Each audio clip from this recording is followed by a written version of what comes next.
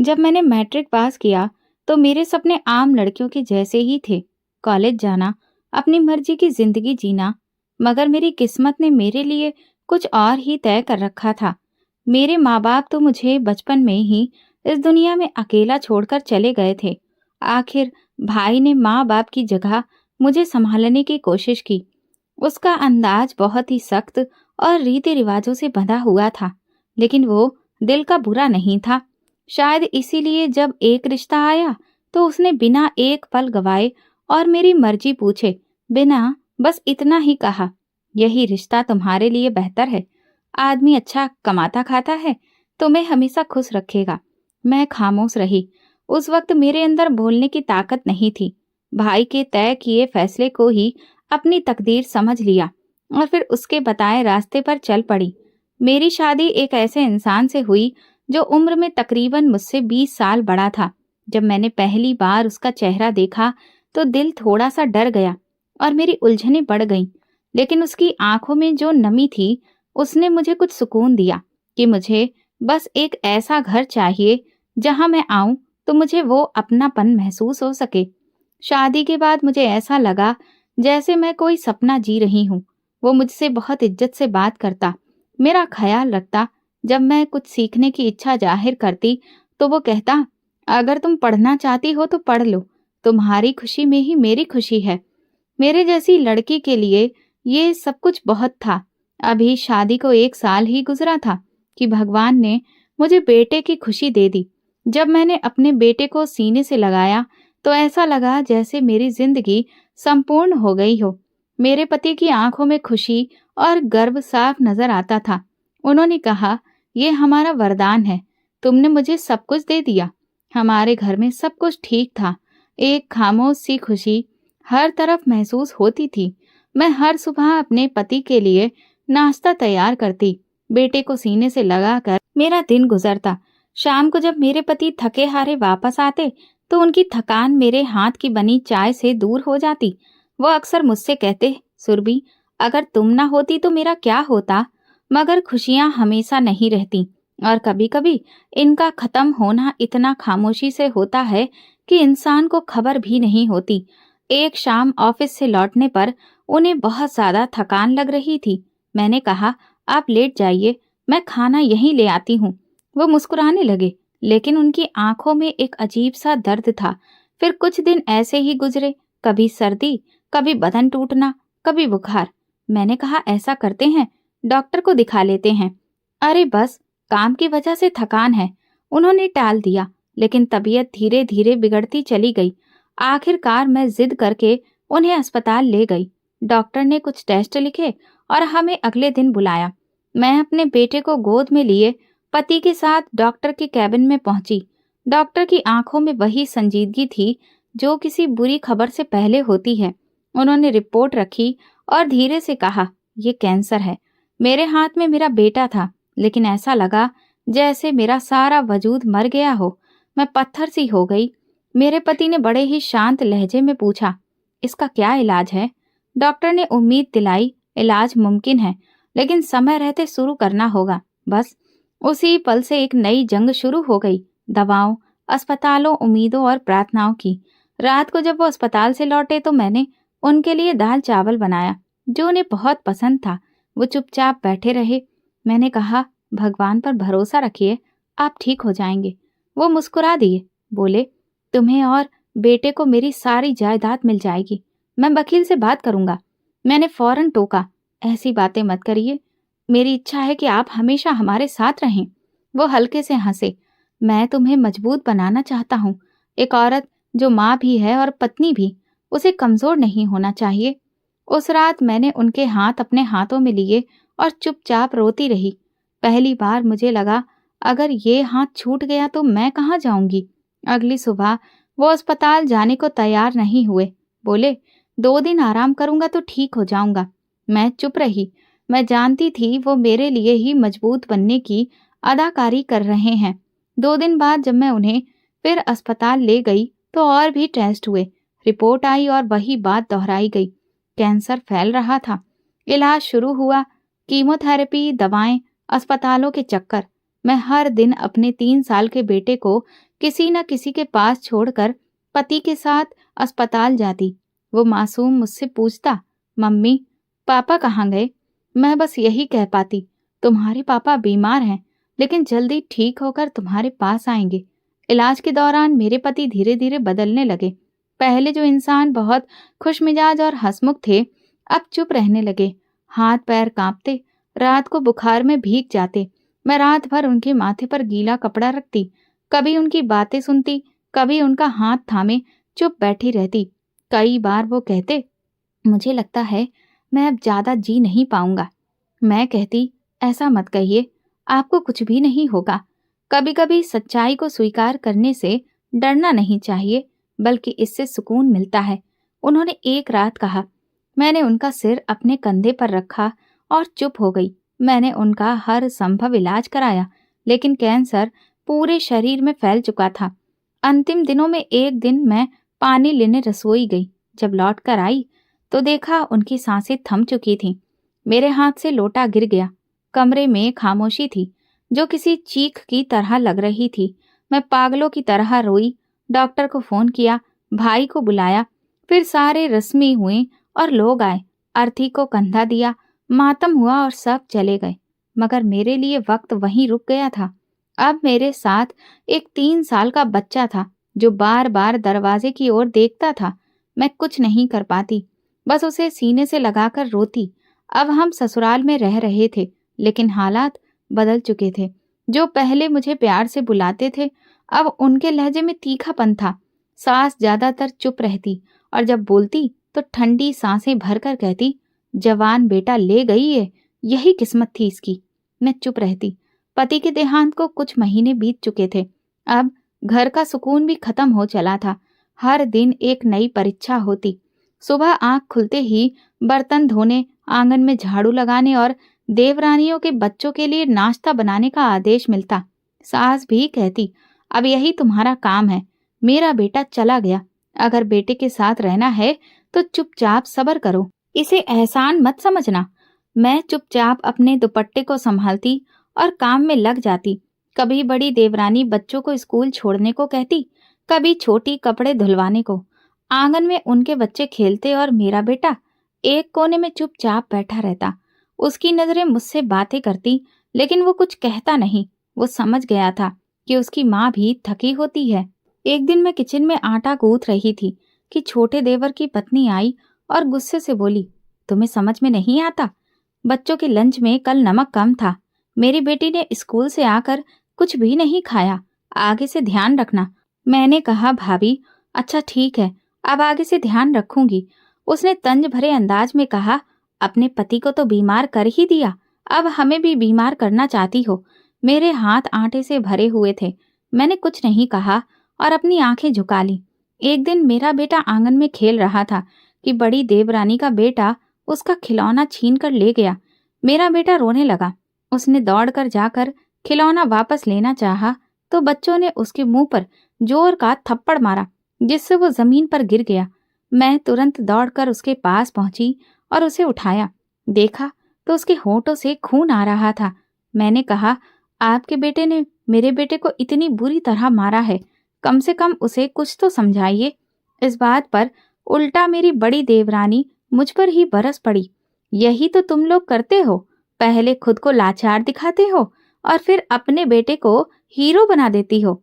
अभी से जुबान चलने लगी है तेरे बेटे की, कल को हमें भी गालियां देगा। तभी सास तुरंत कमरे से बाहर आ गई और कहने लगी, ये क्या शोर मचा रखा है? देवरानी ने तुरंत अपनी तरफ बात को घुमा दिया। सास ने कहा, सुरभि, जब तक तुम अपने पति के घर में रह रही हो, अपनी जुबान बंद रखो। ये बच्चे अपने पिता की कमाई पर पल रहे हैं। इस घर में तुम और तुम्हारा बेटा सिर्फ मेहमान हो। ये सुनते ही मेरा दिल चाहा कि जमीन फट जाए और मैं उसमें समा जाऊं। मैंने अपने बेटे को गोद में उठाया, उसे चुप कराया और अंदर चली गई। उस दिन मैंने उसके जख्मों पर मरहम लगाया और उसके आंसुओं को पोंछते हुए कहा, तुम कमजोर नहीं हो, तुम मेरे बेटे हो, बस थोड़ा सब्र रखना, भगवान सब देख रहा है। एक दिन छोटी देवरानी ने अपनी सहेलियों को घर बुलाया और मुझे आदेश दिया कि तुरंत समोसे और जूस के साथ उनकी मेहमान नवाजी करूं। मैं खामोशी से सब कुछ तैयार करती रही। उनके ठहाकों को सुनकर मेरा दिल दुख रहा था, लेकिन मैंने खुद को काम में व्यस्त कर लिया। जब सब मेहमान चले गए और एक प्लेट मेज पर रह गई थी, तो मैंने सोचा कि ये बच्चे के लिए रख लूं।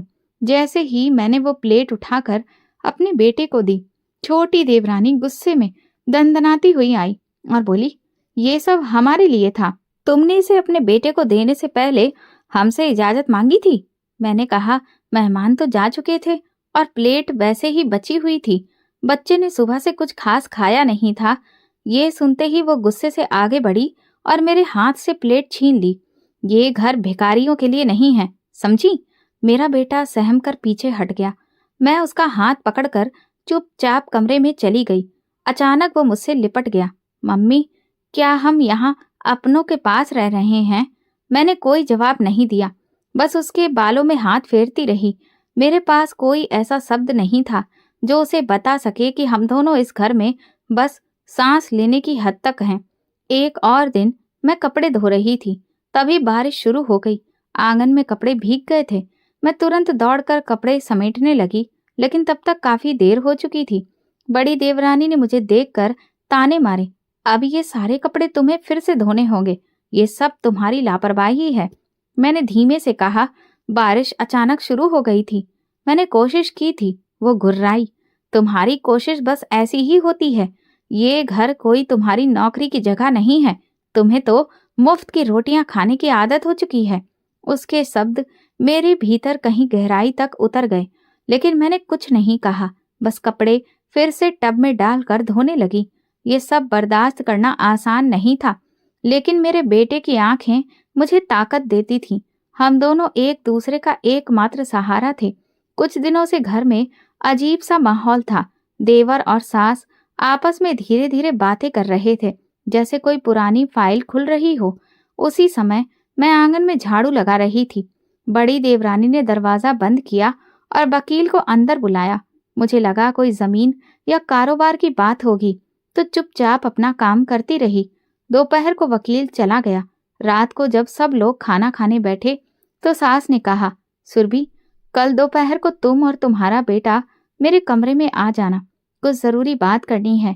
मैंने सिर्फ सर हिलाया। अगले दिन वही हुआ। सास के सामने एक फाइल रखी थी। मेरे पहुंचने पर उन्होंने बिना देखे कहा, ये तुम्हारे पति की वसीयत है। वकील ने आज ही असली कॉपी दी है। तुम्हारे पति ने अपनी सारी संपत्ति तुम्हारे और तुम्हारे बेटे के नाम पर कर दी है। मैं चुपचाप सुनती रही। मेरे पति ने कभी इस बारे में मुझसे कोई बात नहीं की थी, बस एक बार कहा था, सब कुछ मैं तुम लोगों के लिए छोड़ रहा हूँ, और आज वो बात हकीकत बन चुकी थी। सास ने फाइल बंद करते हुए कहा, बस ये बात अब किसी और से मत कहना। मैंने कहा, माँ जी, मैं किसी से कुछ नहीं कहूंगी, बस अपने बेटे की सलामती चाहती हूँ। लेकिन ये बात छोटे देवर मनोज को पता चल चुकी थी। उसी शाम छोटी देवरानी ने ताना मारा, वाह, इसकी किस्मत देखो, पत्नी के रूप में तो ये बारिश ही निकल आई। अब समझ आया कि मैं नौकरानी क्यों बनी हुई हूँ। सब कुछ तो तेरे नाम हो गया। मैंने नजरें झुकाकर कहा, ये मेरे पति की वसीयत है, मैंने कुछ नहीं मांगा। वो बोली, वसीयत? वो भी कागज की? कल को मैं उसे जला दूंगी तो तुम क्या कर लोगी? उस दिन के बाद से सब कुछ बदल गया। छोटी छोटी बातों पर ताने, खाने में नमक कम होने पर झगड़े, बच्चे के खेलने पर रोक टोक। एक दिन बेटा आंगन में खेल रहा था तो बड़ी देवरानी चिल्लाई, मेरे बेटे के कपड़े फाड़ दिए तेरे बच्चे ने, जानबूझकर लड़ाई करता है। मैंने कहा, बच्चा है, गलती हो गई होगी। वो बोली, ये गलती नहीं, फितरत है, जैसी माँ वैसी औलाद। मैं बेटे को पकड़कर अंदर ले गई। रात को वो तप रहा था। जब दवा के लिए सास से पैसे मांगे तो उन्होंने दरवाजा बंद कर लिया। अगले दिन मैंने एक क्लिनिक से मुफ्त में दवा ली और बेटे का इलाज शुरू किया। 2 दिन बाद अचानक घर में शोर मच गया। मेरी सोने की बालियां नहीं मिल रही हैं। सारी औरतें इकट्ठा हो गईं। सास ने कहा, सबके कमरे चेक होंगे। मैंने कहा, जी माँ जी, जरूर करिए। लेकिन वे लोग सीधा मेरे कमरे में आए। बेड, कपड़े, अलमारी, सब कुछ उल्टा पलटा, और फिर मेरी अलमारी से वही बालियां निकल आईं। मैं चौंक कर बोली, मैंने इन्हें छुआ तक नहीं। छोटी देवरानी तुरंत बोली, मुझे पहले से पता था, नौकरानी बनाकर घर में काम करवाओ और फिर चोरी करवाओ। मैंने रोते हुए कहा, भगवान गवाह है, मैंने ऐसा कुछ भी नहीं किया। सास ने सबको चुप कराया और मुझे खींचकर अलग ले गई। अपने मरे हुए पति की आत्मा को बदनाम कर रही हो तुम।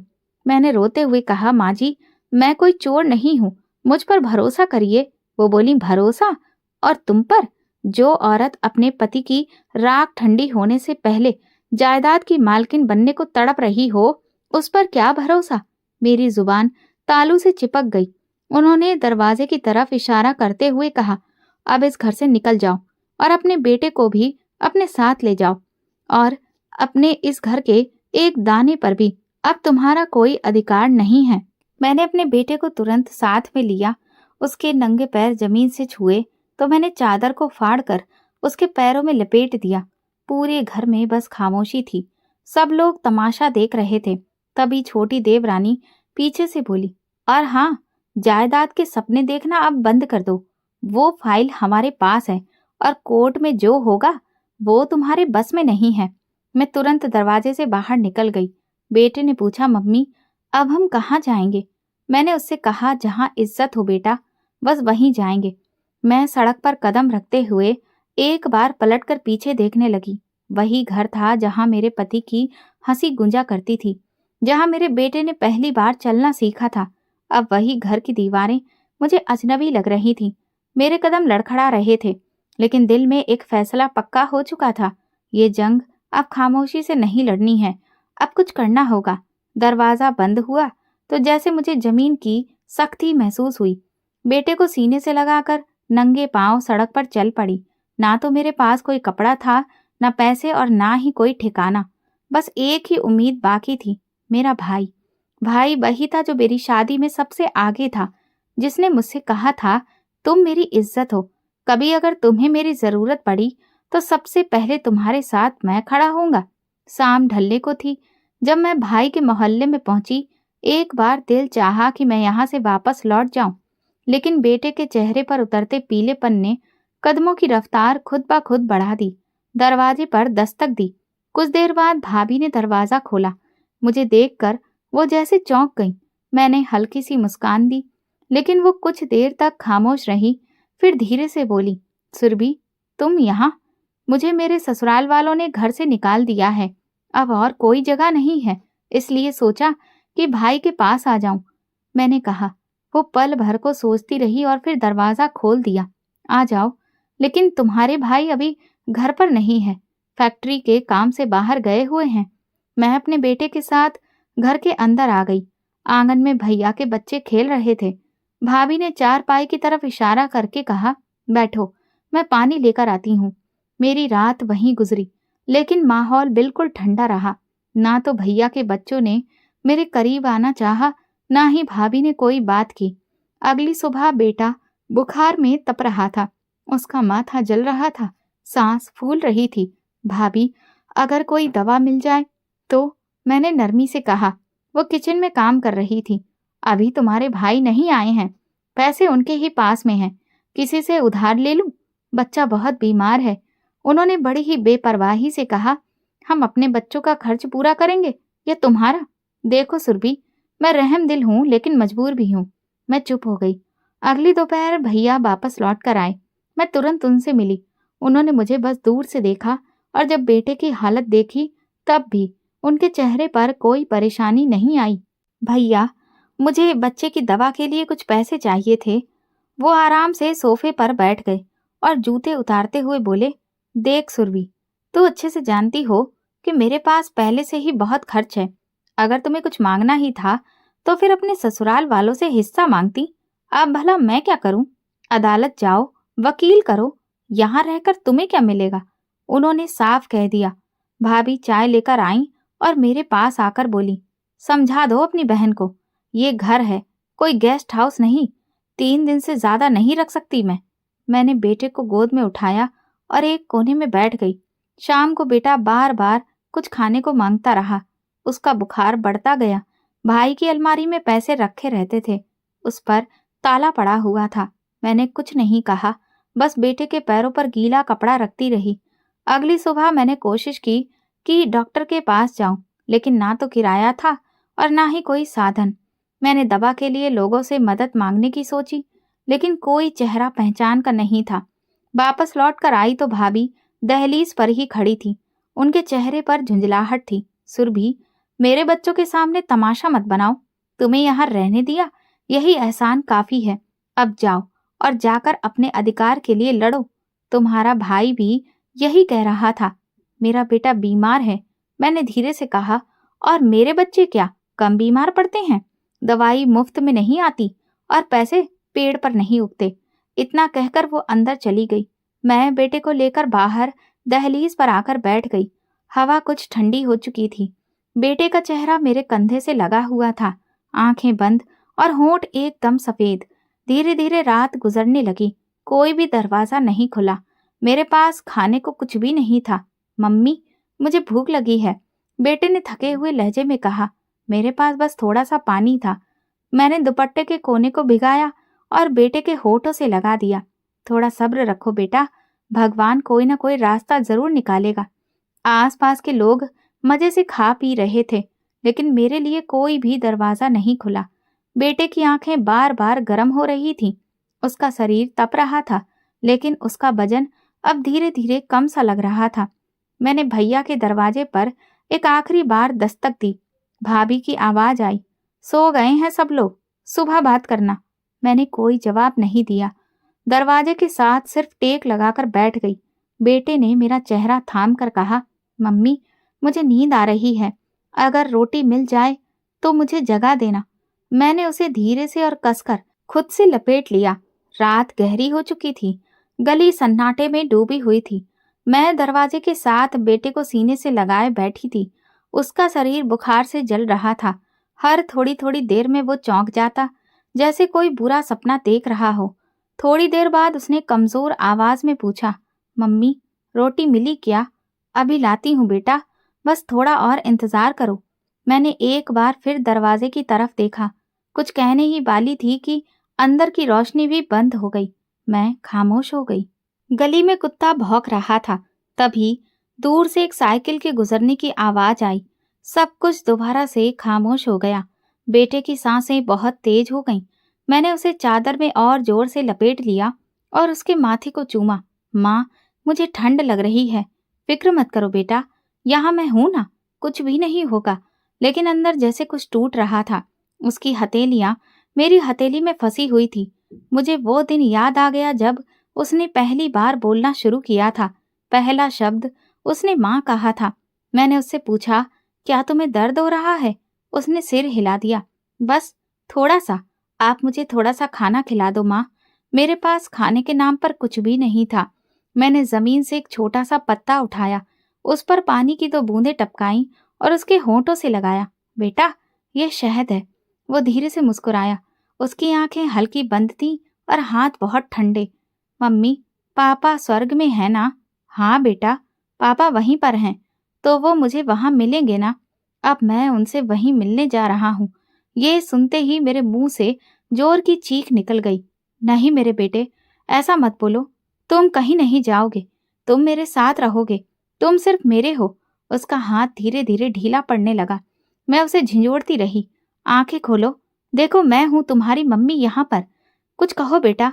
लेकिन वो खामोश हो चुका था। उसकी सांसें बंद हो चुकी थीं। सीना एकदम शांत, आंखें आधी खुली और होठों पर एक छोटी सी मुस्कान, जैसे किसी सुकून में हो। मैंने उसे तुरंत अपने सीने से लगा लिया। बार बार उसे झिंझोड़ती रही, चीखती रही, रोती रही। सारी गली मेरी आवाज से गूंज रही थी। मेरा बच्चा, कोई है? दरवाजा खोलो। हे भगवान, कोई है? भैया के दरवाजे पर जोर जोर से दस्तक दी। भैया, मेरा बेटा, एक बार देख लो उसको, वो जा रहा है। लेकिन कोई आवाज नहीं आई। धड़कन रुक चुकी थी, जैसे वक्त रुक गया हो। मैं ठंडे फर्श पर बैठ गई, उसे गोद में लिए। उसके चेहरे पर हाथ फेरती रही, बाल संवारती रही, माथा चूमती रही। मेरे बेटे, बस एक बार आंखें खोल दे, एक बार अपनी माँ को देख ले। लेकिन वो सो चुका था, हमेशा के लिए। सुबह तड़के मंदिरों में आरती की घंटियां बज रही थी और इधर मेरा दिल दिमाग बिल्कुल खाली हो चुका था। अपने बेटे को गोद में लिए सारी रात मैं पत्थर की तरह बैठी रही। कुछ देर बाद लोग मंदिर से निकलने लगे तो किसी ने ध्यान से देखा और किसी ने नजरें फेर ली। फिर एक बुजुर्ग रुके। बेटी, क्या बात है, तुम यहाँ क्यों बैठी हो? उनकी आवाज में नरमी थी, जैसे बरसों की थकान के बाद सुकून मिला हो। कल रात ये मुझे छोड़कर चला गया। उसे अंतिम विदाई देने वाला कोई नहीं है, कोई नहीं जो उसे दफना दे। लम्हे भर के लिए खामोशी रही। फिर उन्होंने मेरे बेटे के माथे पर हाथ फेरा और कहने लगे, बेटी चलो मेरे साथ। ये बच्चा भगवान की अमानत था, हम इसे इज्जत के साथ विदा करेंगे। मैंने सिर हिलाया। फिर उन्होंने अपने साथ 2 नौजवानों को बुलाया जो बेटे को उठाकर धीरे धीरे आगे की तरफ ले गए।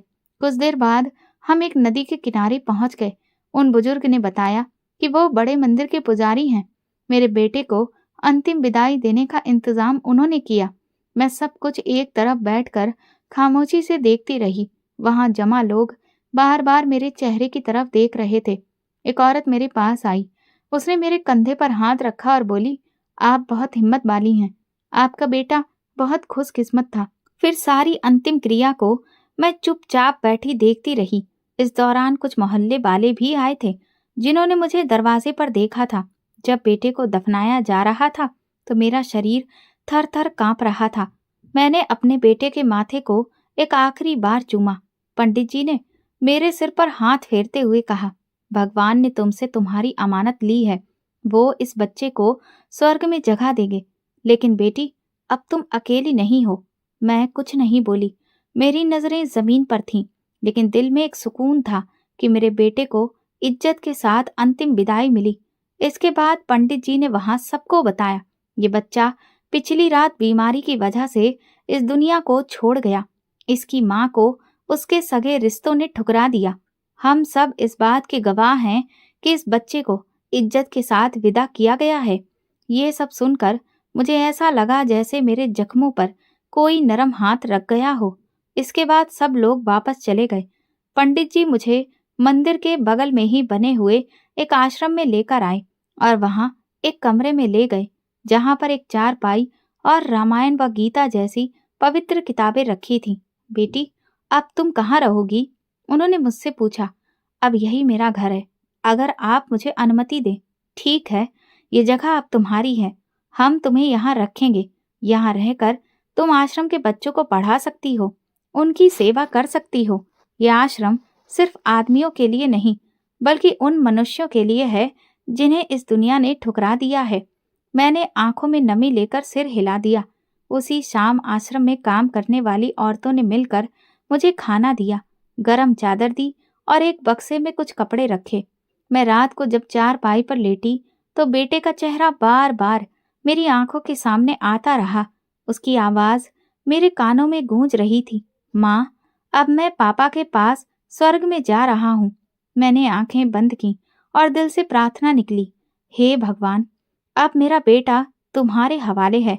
जब वक्त आए तो मुझे भी वहीं ले जाना जहाँ मेरा बेटा है, और जब तक मेरी सांसें बाकी हैं मुझे इन बेसहारा बच्चों के लिए जीने की हिम्मत देना जो मेरी ही तरह अपनों द्वारा ठुकरा दिए गए हैं।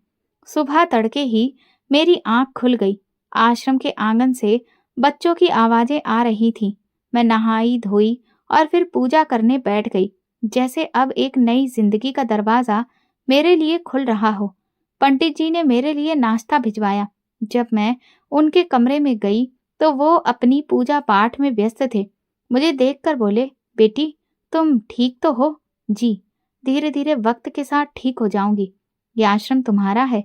यहाँ के बच्चों को एक माँ की जरूरत है और तुम्हारी जिंदगी को एक नए मकसद की। उनका अंदाज यकीन से भरा था। मैंने उनसे कहा, मैं कुछ सीखना चाहती हूँ। पंडित जी ने कहा, यहाँ धर्म से लेकर हर विषय की अच्छी शिक्षा दी जाती है, सब कुछ सिखाया जाता है। कल से तुम क्लास में बैठना। हमारे पास कुछ टीचर्स हैं, वो तुम्हें पढ़ाएंगे और भगवान की दुआ से बहुत जल्द तुम भी यहाँ के बच्चों को पढ़ा पाओगी। उसी दिन से मेरा एक नया सफर शुरू हुआ। सुबह उठकर सबसे पहले भगवान की पूजा पाठ करना, उसके बाद हर विषय की एक एक क्लास लेना। मैं अब एक विद्यार्थी बन चुकी थी और ये एहसास मेरे लिए बिल्कुल नया था। पंडित जी की पत्नी सावित्री अक्सर आकर मेरे पास बैठती। उन्होंने मुझे सिखाया कि किस तरह से बच्चों से नरमी से बात की जाती है, कैसे उन्हें हिम्मत दी जाती है। मैं खामोशी से सब कुछ सीख रही थी। कई दिन ऐसे आए जब कोई बच्ची रो पड़ती, कभी माँ की याद में या फिर किसी बुरी याद में। उन्हें अचानक से दुख दिया होता तो वो उन्हें याद आ जाता। मैं उनके पास बैठ जाती, उनके सिर पर हाथ फेरती और इतना कहती कि हम सबका एक ही भगवान है, जो हमें हमारे माँ बाप से भी ज्यादा प्यार करता है। बहुत सारे बच्चे वहां पर मुझे दीदी कहने लगे और कुछ बच्चे तो कई बार मुझे माँ भी कहकर पुकारते। एक दिन पंडित जी ने मुझे अपने पास बुलाया और कहा कि अब तुम्हारी शिक्षा पूरी हो गई है, इसलिए अब तुम बच्चों को पढ़ाना शुरू कर सकती हो। मैंने उनसे पूछा, क्या मैं वाकई? तो वो कहने लगे, हाँ, अब तुम इस काबिल बन गई हो। मैंने उन्हें धन्यवाद कहा और अगले दिन से ही बच्चों को पढ़ाना शुरू कर दिया। मेरी क्लास में ज्यादातर बच्चे अनाथ थे। कुछ की माँ घरों में काम करती थी और कुछ को कोई भी पूछने वाला नहीं था।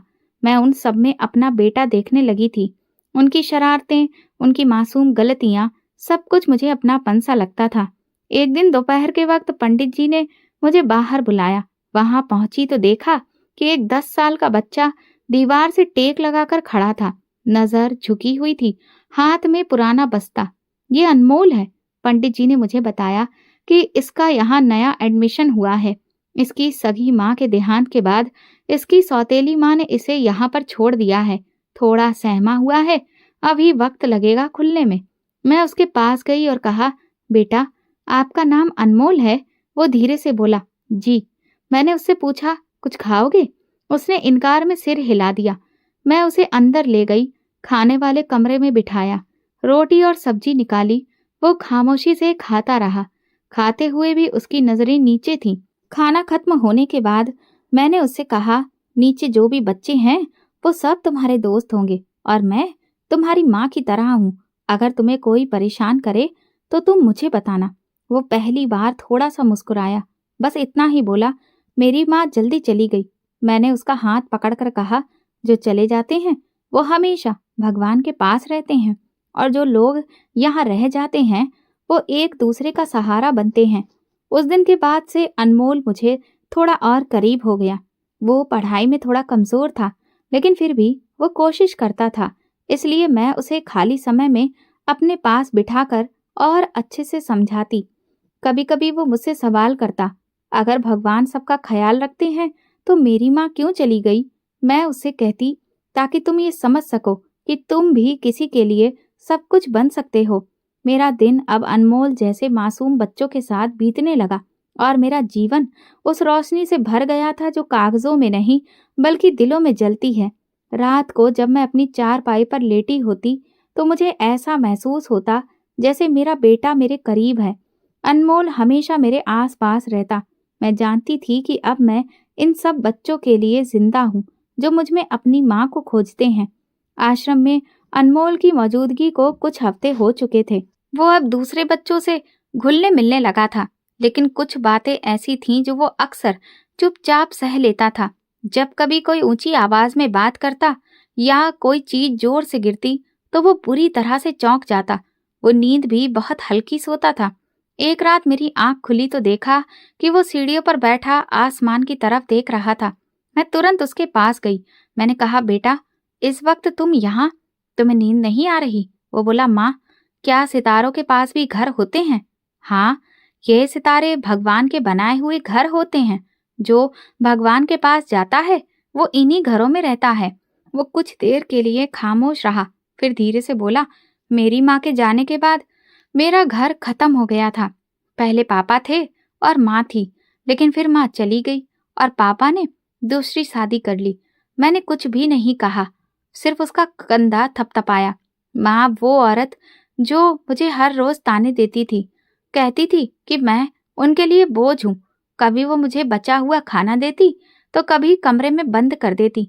पापा अक्सर घर पर नहीं होते थे, कभी काम पर होते तो कभी बाहर।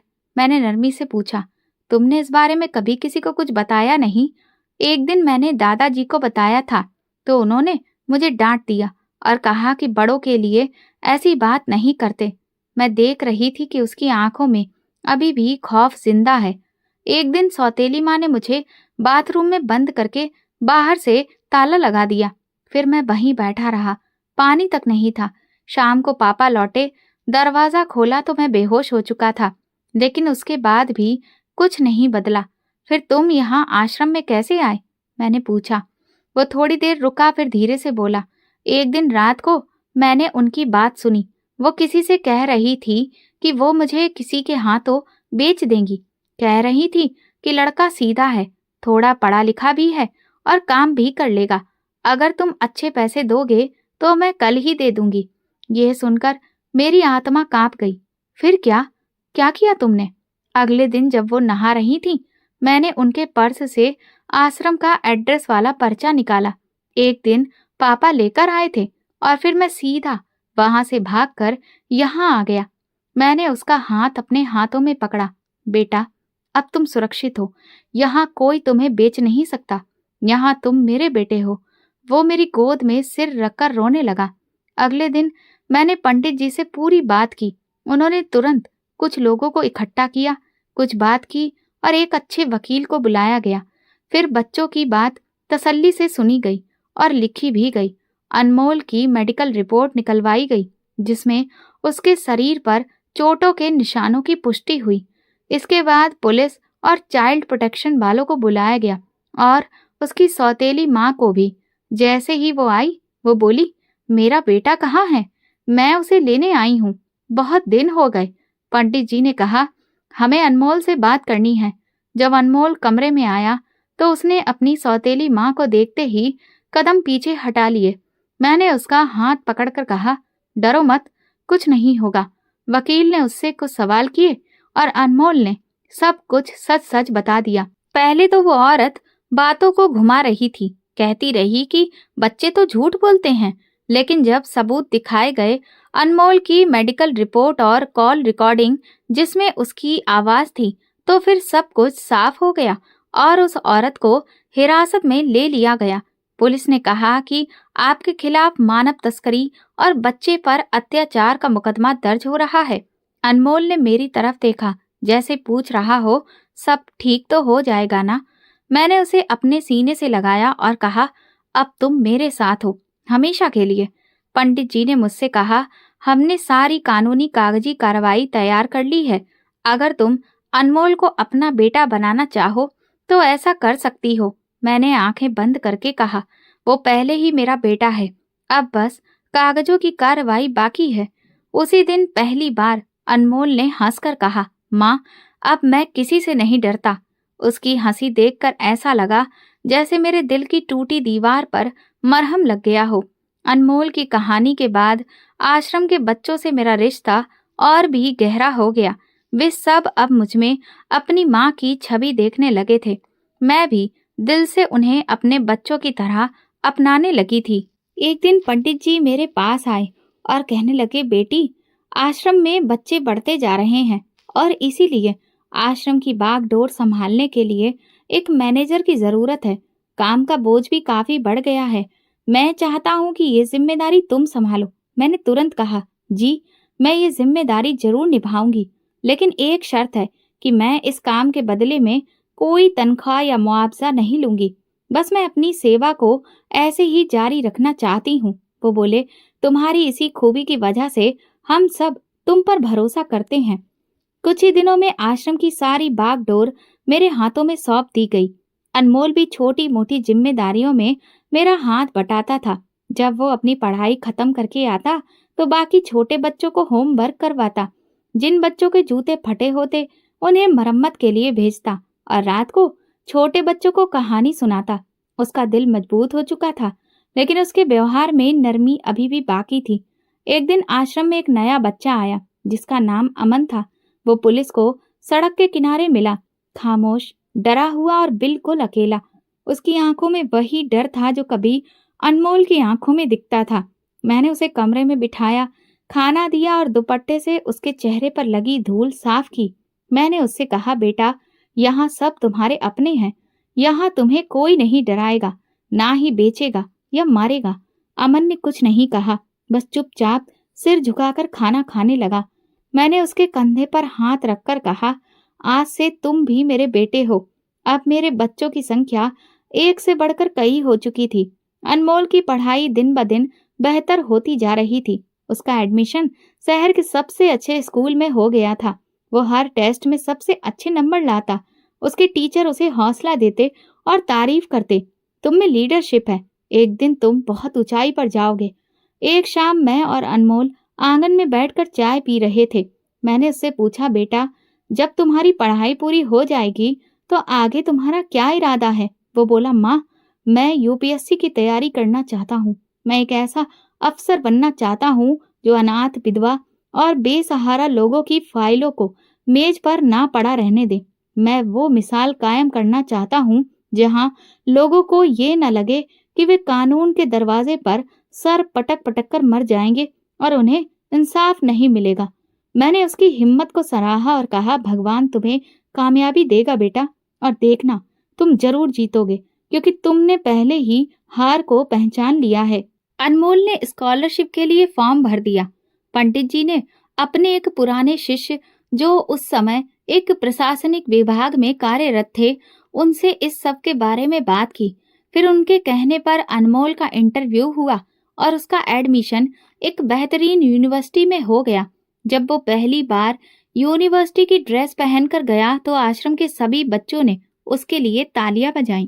छोटे बच्चों ने उसके लिए प्रार्थना की और मैंने भी उसे अपने आशीर्वाद के साथ भेजा। वो मुझसे बोला, माँ, अगर आप मेरे साथ न होती तो मैं कुछ भी नहीं बनता। मैंने कहा, वो तो तुम बने हो बेटा, मैं तो सिर्फ प्रार्थना करती रही। आश्रम का सारा काम अब सिस्टम के मुताबिक चलने लगा था। कुछ समय बाद आश्रम में एक कार्यक्रम हुआ।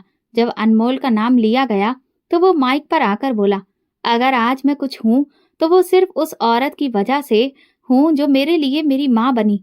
मैं पीछे की कतार में बैठी ये सोच रही थी कि कुर्बानी का मतलब दुनिया की वाहवाही नहीं, बल्कि वो सुकून है जो मेरे सीने में मौजूद था और हर उस बच्चे के चेहरे पर था जो मुझे माँ कहता था।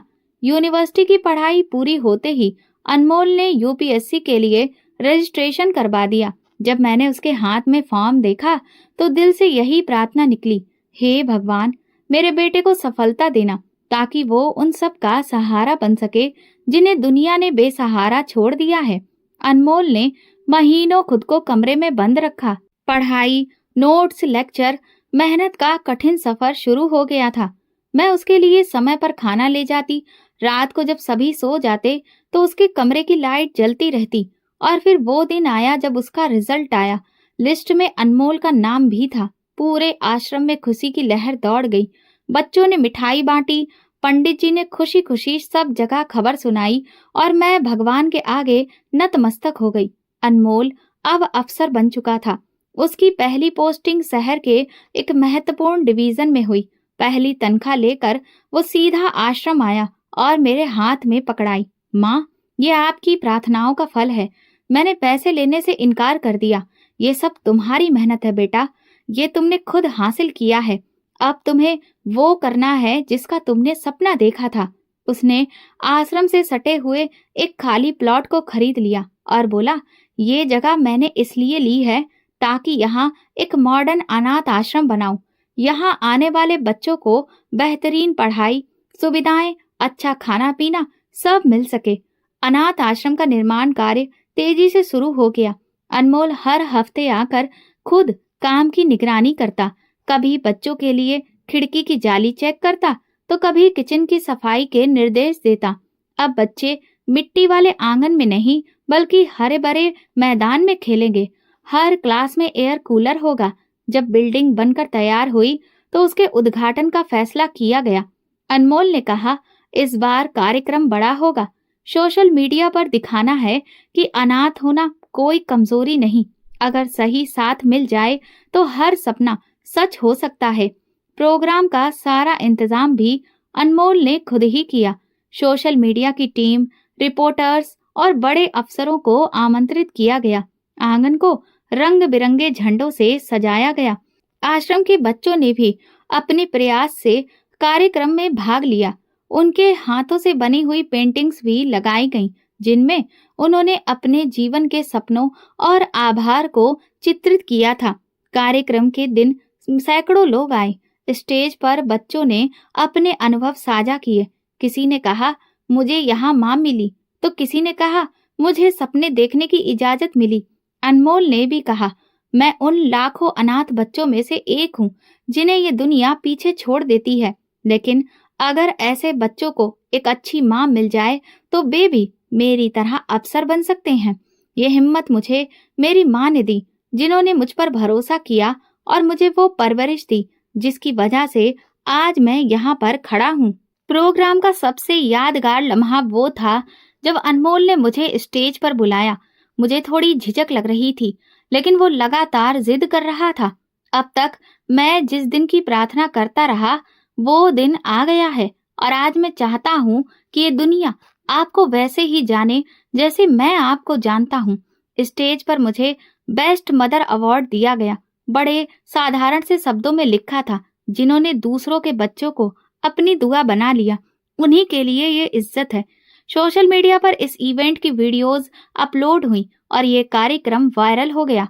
बड़े बड़े अफसरों से लेकर न जाने कितने ही प्रभावशाली लोगों ने इस वीडियो पर अलग से पोस्टर जारी किए। हजारों लोगों ने मेरे लिए दुआएं लिखी। रात को जब सब लोग जा चुके थे, मैं अनाथ आश्रम की बिल्डिंग में बैठी थी। तभी अनमोल मेरे पास आया और आकर बैठ गया। माँ, मैं चाहता हूँ कि आप मेरे साथ मेरे घर चलें, वो भी आपका ही घर है। मैंने उसका हाथ थामते हुए कहा, बेटा, जिस छत के नीचे ये बच्चे सोते हैं, यही मेरा घर है। यहाँ मैं एक माँ हूँ और हर बच्चा मेरी सांस है। तुम्हारा प्यार, तुम्हारी कामयाबी मेरा फक्र है, लेकिन मेरी जगह यही है। अनमोल ने सर झुकाकर कहा, ठीक है माँ, मैं समझता हूँ। कुछ दिनों बाद उसने अनाथ आश्रम के बराबर में एक छोटा सा घर बनवाया। ये आपका कमरा है, अगर कभी आप थक जाएं तो यहाँ आकर आराम कर सकें, उसने कहा। मैंने उसकी बात मान ली। अनमोल अब अपना काम पूरी ईमानदारी और कामयाबी के साथ कर रहा था। अनाथ आश्रम को अब सरकारी फंड भी मिलने लगा था और इस स्कूल की और भी शाखाएं शहर में कई जगह पर खुलने लगी थी। हर नई इमारत के उद्घाटन पर अनमोल सिर्फ एक ही चीज रखता, दीवार पर लगी वो तस्वीर जिसमें मैं बच्चों के पास बैठी उन्हें आशीर्वाद दे रही थी। मेरी जिंदगी का वो लम्हा जब अनमोल ने पूरी दुनिया के सामने मुझे माँ कहकर पुकारा, मेरे बेटे के आखिरी शब्दों को पूरा कर चुका था। माँ, अब स्वर्ग में मिलेंगे, लेकिन मुझे अब ऐसा लगता है कि जैसे स्वर्ग के ही कुछ पल मैं इसी दुनिया में जी रही हूँ। अनमोल की कामयाबी और आश्रम की शोहरत ने कई दरवाजे खोल दिए थे, वो दरवाजे भी जो बरसों पहले मेरे लिए बंद हो चुके थे। वही लोग जो कभी मुझसे आंखें चुरा लेते थे, अब दोबारा नजर मिलाकर बात करना चाहते थे। एक दिन ऑफिस से वापसी के समय अनमोल ने बताया, माँ, एक अजीब बात हुई है। आपके ससुराल के वकील मेरे पास आए थे। उन्होंने कहा कि आपके पति की जायदाद पर आपका और आपके बेटे का अधिकार अब मान लिया गया है। वे अब आपको जायदाद का पूरा हिस्सा देना चाहते हैं और माफी भी। मैंने अनमोल की तरफ देखा। क्या तुम जानते हो, जब अधिकार देने का वक्त हो तब दिया जाए तो ठीक है, लेकिन जब नुकसान होने लगे तब अधिकार देना बेकार है। कुछ ही दिनों के बाद मेरे भाई का फोन आया। उसकी आवाज में कपकपाहट थी, खामोशी जैसे उस पर बोझ बन चुकी थी। सुरभि, मैं सच में बहुत शर्मिंदा हूँ। तुम्हें अपने दरवाजे से वापस किया, वो मेरी जिंदगी की सबसे बड़ी भूल थी। मैं हर दिन तुम्हारे बेटे की वो हालत याद करता हूँ। मुझे माफ कर दो। मैंने सिर्फ इतना कहा। माफी के लिए वक्त की शर्त नहीं, नियत काफी होती है। मैंने तुम्हें उसी दिन माफ कर दिया था जब मेरा बेटा मुझे छोड़कर चला गया था। भाई ने धीरे से कहा, तुम चाहो तो मैं तुम्हें अपने पास बुला लूं।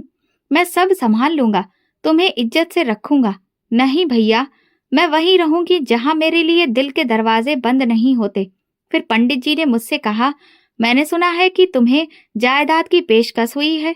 मैंने कहा, हाँ, ये सच है, लेकिन मैं इस अधिकार को ना लेने का फैसला कर चुकी हूँ। ये जगह ही अब मेरे लिए सब कुछ है, वो जमीन नहीं। उन्होंने मुस्कुराकर कहा, जो खून से नहीं भलाई से रिश्ता जोड़ते हैं, उन्हें जो मिला है वो इन सारी जायदादों से ज्यादा कीमती है। अब आश्रम में सब कुछ बहुत बेहतर चल रहा था, क्योंकि अनमोल हर चीज पर नजर रख रहा था। अनाथ बच्चों की पढ़ाई लिखाई पर खर्च कर रहा था। मैंने आपके लिए एक नई कार ली है, आपको आने जाने में आसानी होगी। मैंने मुस्कुराकर जवाब दिया, मेरे रास्ते वही हैं जहाँ मेरे बच्चे हैं। अगर तुम खुद से चला सकते हो तो बस वही काफी है।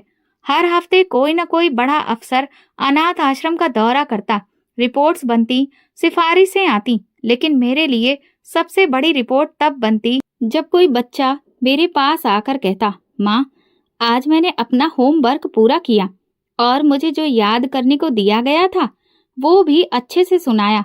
एक शाम मैं बच्चों को झूला झुला रही थी। एक औरत मेरे पास आई। पहचानने में कुछ देर लगी, लेकिन वो मेरी छोटी देवरानी थी। सुरभि, मैं तुमसे माफी मांगने आई हूँ। मैंने तुम्हारे साथ बहुत जुल्म किया। तुम्हारा बच्चा। मैंने तुरंत हाथ उठाकर उसे रोका। ये दरवाजा मोहब्बत का है, शिकायत का नहीं।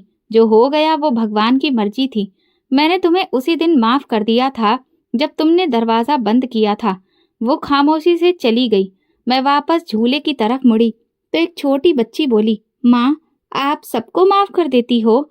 मैंने उसके सिर पर हाथ फेर कर कहा, अगर दिल में बोझ रहेगा तो फिर आशीर्वाद कहाँ जाएगा?